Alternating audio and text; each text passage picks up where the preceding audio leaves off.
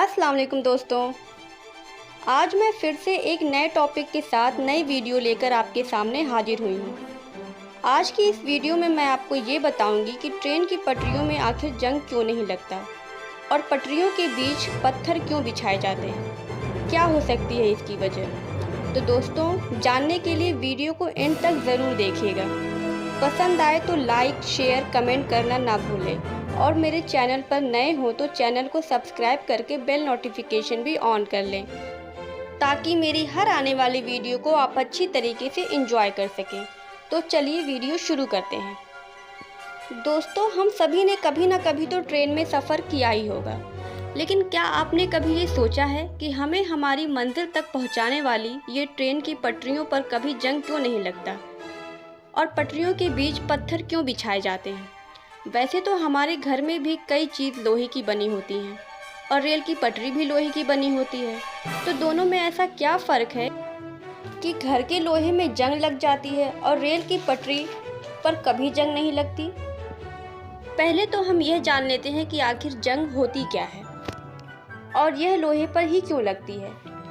लोहा एक मजबूत धातु का बना होता है, लेकिन जब उस पर जंग लगती है तो यह किसी काम का नहीं होता।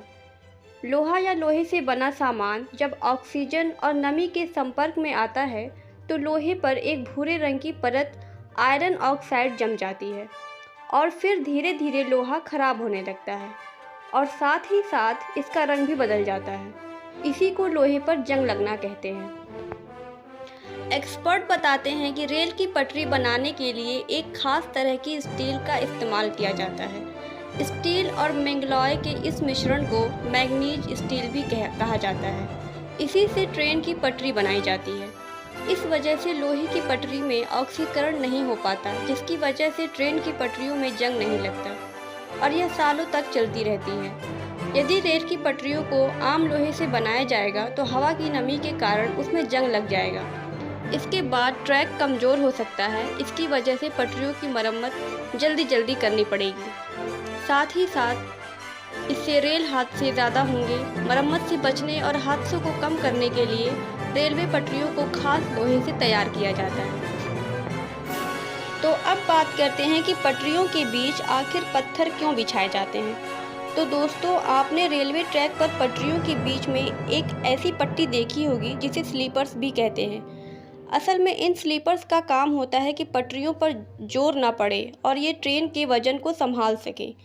इसके अलावा इसके आसपास नुकीली पत्थरों को डाल दिया जाता है। इसके पीछे भी दो वजह हैं। एक तो ट्रेन जब तेज़ स्पीड से चलती है तो ऐसे में नुकीले पत्थर एक दूसरे से जुड़े रहते हैं, जिससे ट्रेन का बैलेंस बना रहता है। रेलवे ने शुरुआत में लकड़ी के स्लीपर्स का इस्तेमाल एक लंबे समय तक किया, लेकिन बाद में मौसम और बारिश की वजह से ये गल जाती थी और उससे रेल हादसा होने का खतरा बना रहता था।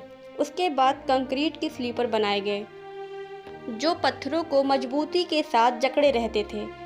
ट्रेन जब ट्रैक से गुजरती है तो उस समय काफ़ी तेज़ कंपन और काफ़ी शोर होता है।